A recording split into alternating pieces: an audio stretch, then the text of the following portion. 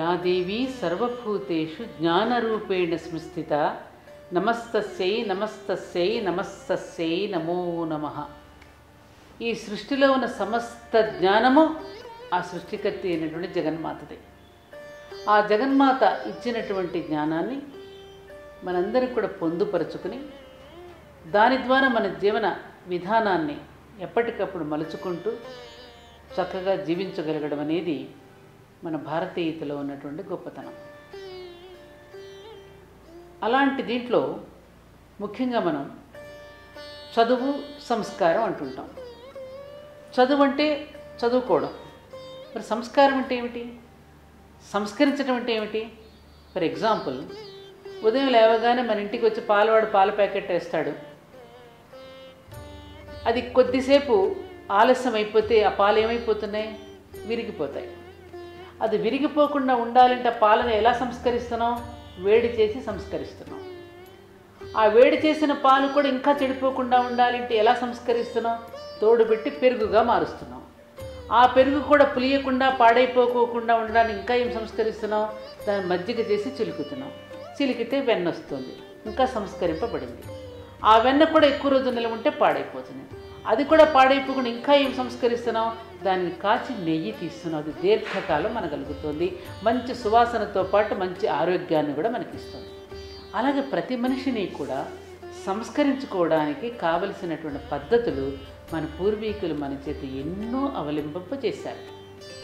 ఎందుకనంటే పాశ్చాత్యులు పిల్లవాడు పుట్టగానే వీడు శారీరకంగా ఆరోగ్యంగా ఉన్నాడా లేదా అని మాత్రమే చూస్తారు తప్ప అతడు గుణవంతుడా కాదా అనేటటువంటిది వాళ్ళకు పట్టదు. వారు భౌతిక శరీరానికే వాళ్ళు చికిత్స చేస్తారు. రోగం వచ్చిన మన లోపల ఒక సూక్ష్మ శరీరం ఉందనేటటువంటిది, లోపల పంచకోశాలు ఉన్నాయి. ఏది? అన్నమయ కోసం, ప్రాణమయ కోసం, మనోమయ కోసం, విజ్ఞానమయ కోసం, ఆనందమయ కోసం. ఇన్ని కోశాలు కూడా ఉంటాయి. ఆ కోశాల మీద కూడా పనిచేసేటట్టుగా మనకు వైద్యం జరుగుతుంది. అందుకే చూడండి, వీడికి ఏ కోశాన బుద్ధి లేదండి అంటాము. ఏ కోశానంటే ఏది? ఆ కోశం, ఈ కోశాలు, ఈ పంచకోశాలే. ఇంత లోపలికి వెళ్ళేటటువంటిది మనిషిని ఇంత అద్భుతంగా తీర్చిదిద్దగలిగినటువంటి గొప్పతనం ఒక్క మన భారతదేశానికే ఉన్నది. అందుకే నేను పదే పదే భారతీయత భారతీయత భారతమాతను ఎందుకు చెప్తున్నాను, ఇది ఏ ప్రపంచంలో లేదు కాబట్టి. అటువంటి గొప్ప సంస్కారం, సంస్కరించటం అనేది మన దేశంలో ఉంది.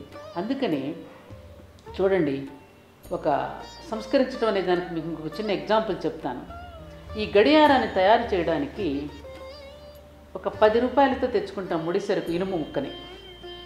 ఆ ఇనుప ముక్కని యంత్రంగా మలిచి దానికి కావలసిన రీతిలో కనుక అమర్చినట్లయితే ఆ 10 రూపాయలు ఖరీదైనటువంటి ఇనుప ముక్క దానికి కావలసిన యంత్రంగా మలిచినప్పుడు మార్కెట్లో పడితే గడియారానికి ఎంత విలువ ఉంటుంది?